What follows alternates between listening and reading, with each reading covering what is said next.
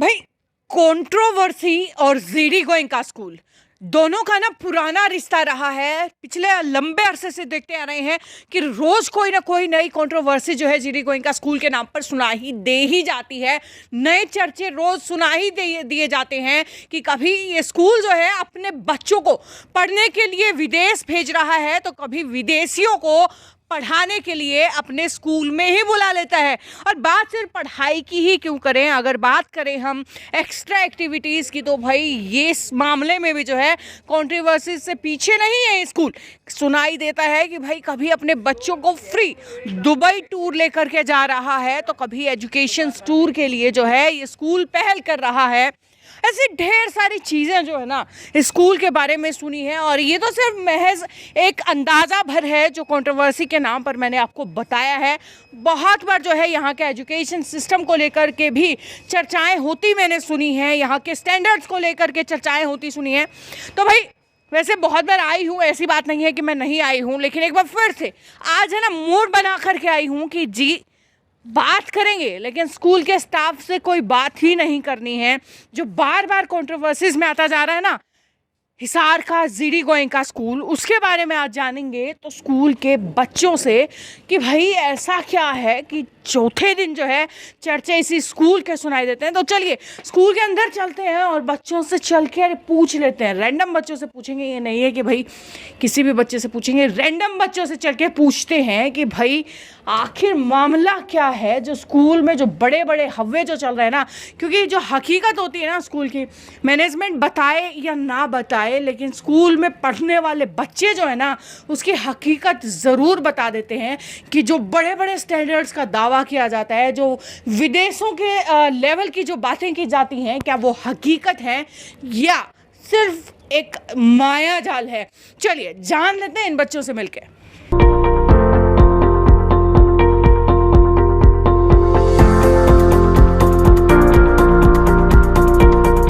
बहुत सारे चर्चे हैं, बहुत सारी चीज़ें हैं, उनमें से जो सबसे पहला यहाँ का एजुकेशन सिस्टम, जिसको कहते हैं कि भाई यहाँ का पढ़ाने का तरीका है ना वो बड़ा अलग है, वो बड़ा विचित्र है। तो इन बच्चों से चलिए वो पूछ लेते हैं कि यहाँ का जो बच्चे, क्या नाम है आपका? स्नेबर, मुझे ये बताइए कि यहाँ के एजुकेशन सिस्टम को लेकर या पढ़ाने को के तरीके को लेकर बोलते हैं कि अलग है, क्या अलग है यहाँ के पढ़ाई के तरीके में? Well, I think in our school, our teachers are based on the real life examples. So they teach us with the real life examples. We don't cram through books. We learn from the real life examples. And as you know, our school has overseas partners in 31 countries, and students come here for like education and they see the culture. So they get really inspired, and we have a really nice education system in our school. All right. तो जैसा कि इन्होंने बोला भी है कि ये real मतलब लर्निंग है, ये रियल लर्निंग कैसे है, क्या आप इसको एक्सप्लेन कर सकते हैं? Yes, ma'am give us example like today ma'am has given like cube example, so next day we need to bring a dice and then we will do it with the activity. Okay चलिए, ये तो मतलब एक तरीके से ना activity based learning हुई कि भाई आप है ना एक्टिविटीज़ के थ्रू जो है सिखा रहे हो। सो ये रियल वर्ल्ड लर्निंग कैसे हुई? Ma'am, basically they tell us with the real life examples. For example, like we suffers with hand-on experiences. Here teachers focus up on the 360 view of education, which is directly related to the modern education system. It is also important for the European methodology. Here you can see everything is in based culture of European methodology. All right. चलिए उसके बाद मैंने ना flipped classrooms के बारे में भी यहाँ पे सुना है। ये फ्लिप्ड क्लासरूम क्या है? इसका मतलब ये मैंने कभी किसी स्कूल में सुना नहीं है। Flip classroom means that teachers give us a topic and we have to research about it. And when we research about it, the next you have to bring that research or write it down somewhere from any sources, and then we present it in front of the teachers, the class. It makes us gain the confidence. Also, it makes us learn with enjoy. चलिए उसके बाद मैंने ना improvement class के बारे में सुना था। मैंने एक बार, मैं लास्ट जब आई थी तो मैंने इम्प्रूवमेंट रूम देखा था। वो क्या है इम्प्रूवमेंट रूम? मतलब उसमें किस तरीके से इम्प्रूवमेंट बच्चों की जा रही है? Like there are some room ministers who check and see whether the children have completed the homework, and if the students have not completed, like they are sent to improvement zone in like activity period so that they can complete and finish their work without any burden. And there are many things to improve like spellathon and DPSCP too. Okay तो मतलब ये 2 नए words और मुझे सुने हैं। बच्चे ये स्पेलाथन क्या है, मतलब इसमें किस तरीके से इम्प्रूव आपको करवाया जा रहा है? So spellathon is type of activity program in which our teachers give some words from our book, which so he is dictating us that this word we have to learn. So after that on Friday he dictates us all the words, so and we have to write them and it is checked by the teacher. Alright, तो उसके बाद चलिए ये तो हुआ स्पेलाथन की, जैसे कि बच्चे ने बताया कि इन्हें जो है स्पेलिंग के वर्ड्स दिए जाते हैं और उसके थ्रू जो है इनके इंग्लिश को इम्प्रूव किया जाता है। उसके बाद एक और क्वेश्चन है लेकिन वो उसके बाद पूछने वाली हूँ। DPSEP ये क्या चीज़ है, आप बताइए। So DPSCP is basically a program to improve our speaking skills, like to make us speak fluently. The school organize different classes from the foreigners, and we get to learn about how to speak fluently. Alright, speak fluently with, और जितना आप अभी इतनी देर से देख रहे हैं मुझे ये भी पता है कि यहाँ पर जो है हिंदी बोलना अलाउड नहीं है। जो पूरे स्कूल के अंदर जो है इंग्लिश मीडियम है और बच्चों को इंग्लिश में बात करना ही कंपलसरी है। क्या ऐसा सच में है? ये अक्सर मैं जिस स्कूल में पढ़ी हूँ वहाँ पे भी इंग्लिश बोलना ही कंपलसरी था, लेकिन फिर भी हम छुप छुपा के हिंदी बोल लिया करते थे। तो क्या वो सेम चीज़ आप लोगों के साथ भी होती है, या ये मतलब बाहर दिखाने के लिए है, या सच में ही पूरा दिन जो है इंग्लिश में आप लोग बातें करते हैं? Yes, ma'am, we speak in English because there are language ministers who help us to speak in English. And whenever the new students comes and he or she feels difficult to speak in English, so the language minister helps him or her to speak in English and gains his confidence. चलिए ये तो बात हुई भाई English की, क्योंकि ये चीज़ जो मैंने पूछी थी ना ये सीधा सीधा ना डिसिप्लिन से रिलेट करती है। रीज़न बीइंग कि भाई ऑफ कोर्स टीचर्स रूल बना देते हैं, मैनेजमेंट रूल बना देते हैं, लेकिन बच्चे उसको फॉलो कर रहे हैं या नहीं कर रहे हैं वो डिपेंड करता है कि भाई स्कूल में डिसिप्लिन लेवल क्या है। डिसिप्लिन लेवल की अगर बात करूं तो कितना डिसिप्लिन जो है आपके स्कूल में दिखाई देता है बच्चों में और टीचर्स में भी as well? So, as you know, in a student's life, discipline is the most important part of every life of every person's. And here in GD Goenka Global School, you will find in each class there is a discipline minister who maintains the discipline in the class. If suppose someone don't maintains, then that person says and tells how you can maintain the discipline in the class.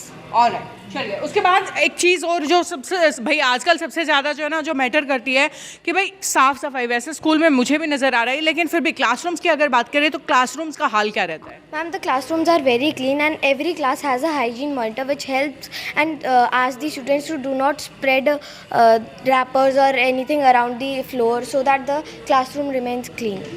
तो चलिए भाई बच्चों से बात करके ये तो अंदाज़ा आ गया कि जो चीज़ें लोग बोलते हैं ना वो झूठ नहीं बोलते हैं, कहीं ना कहीं कुछ सच्चाई तो इन बातों में ज़रूर है। क्योंकि देखिए ना तो मैं बता सकती हूँ, ना किसी दूसरे स्कूल में पढ़ने वाला बच्चा बता सकता है, ना किसी भी बच्चे के पेरेंट बता सकते हैं कि एक्चुअली में क्लास में माहौल क्या है, स्कूल के अंदर का माहौल क्या है वो बता सकते हैं तो सिर्फ और सिर्फ स्कूल में पढ़ने वाले बच्चे।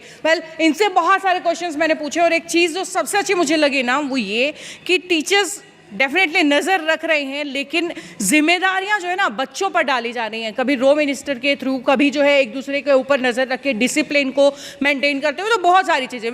बच्चों से तो मैंने पूछ लिया है, लेकिन एक दो चीज़ें जो ऐसी हैं जो मैं खुद भी देखना चाहूँगी और आपको भी दिखाना चाहूँगी। तो चलिए स्कूल के अंदर हम चलते हैं, चल करके एक बार खुद भी देख लेते हैं कि भाई अंदर का माहौल है क्या।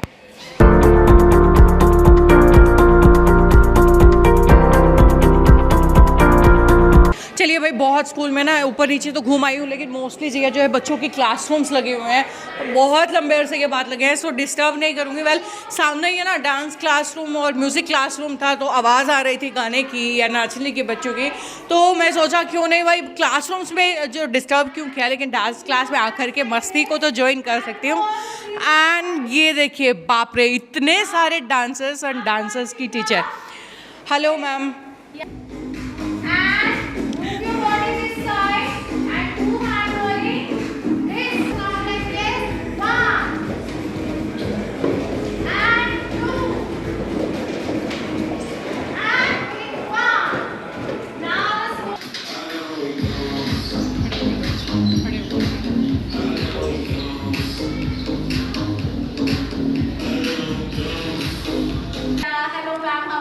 I'm good. Good and what about you? Yeah, I am also good. अच्छा, मुझे ना एक डाउट था, वैसे मैं मतलब पूरे स्कूल में इन्वॉल्वमेंट जो है हमारे व्यूअर्स को दिखा रही थी, तो सोचा क्यों ना डांस क्लास में आकर के ज्वाइन कर लूँ. बेटा पुट इट डाउन. अच्छा, मुझे ये बताइए कि इतने सारे नन्हे शैतानों को आप संभालते कैसे हैं? No, ma'am, I very love to teach them. The junior kids, I love to do work with the junior kids only because they are doing with the heart.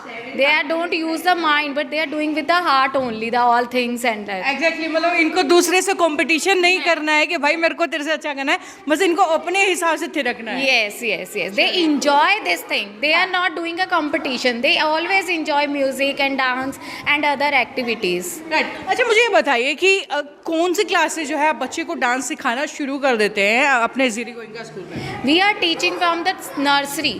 From nursery, because in the nursery class what we are teaching them a little bit of basic steps like jumping, rolling your hands, twisting your legs, move, shake your body.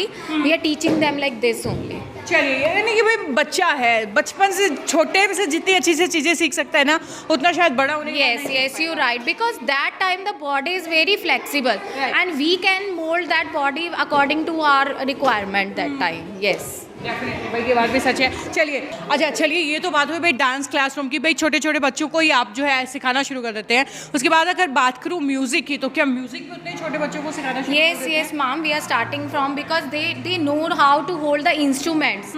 Even they will know how to hold the ये instruments. बातें ना music room के देखते देखते साथ साथ ही करेंगे. Yeah, yeah. Ji. Please welcome. This ji, is ji. our- तो भाई म्यूज़िक रूम में हम चल रहे हैं.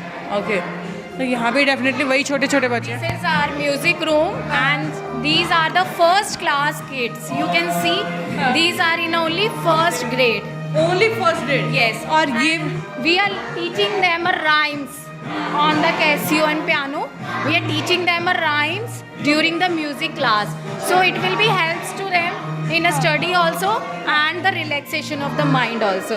यानी कि भाई हमारे ज़माने में जब बच्चों को पोइम सिखाई जाती थी, राइम सिखाई जाती थी ना, तो सिर्फ इसलिए ताकि भाई पड़ोस में वाले अंकल जब घर पे आए ना, तो उनको ये बताएं कि बेटा राइम पढ़ के सुनाओ. लेकिन एक्चुअली में यहाँ का कंसेप्ट ही अलग है. यहाँ बच्चों को राइम सिखाई जा रही है ताकि ये उसे सीख भी सके और साथ साथ अपने माइंड को रिलैक्स कर सके. इसलिए जो है यहाँ पे राइम सिखाई जा रही है, और यही है एक अलग सोच या एक अलग कंसेप्ट पढ़ाने का, एक अलग कंसेप्ट ऑफ एजुकेशन, जो चीज़ यहाँ की सबसे अच्छी है. वेल, ये वीडियो मेरी तरफ से आपको कैसी लगी है और आपके मन में क्या कोई सवाल है, नीचे कमेंट बॉक्स में लिख करके ज़रूर बताइए, और वीडियो को ज़्यादा से ज़्यादा शेयर ज़रूर कर दीजिए. नमस्कार.